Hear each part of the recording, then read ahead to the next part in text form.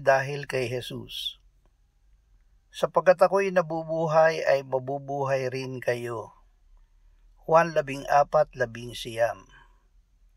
Ang Diyos ay nagpatotoo tungkol sa mga sumasampalataya sa Kanyang anak.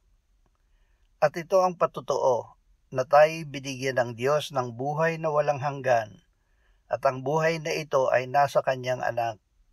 Ang kinaroroonan ng anak ay kinaroroonan ng buhay. Ang hindi kinaroroonan ng anak ng Diyos ay hindi kinaroroonan ng buhay.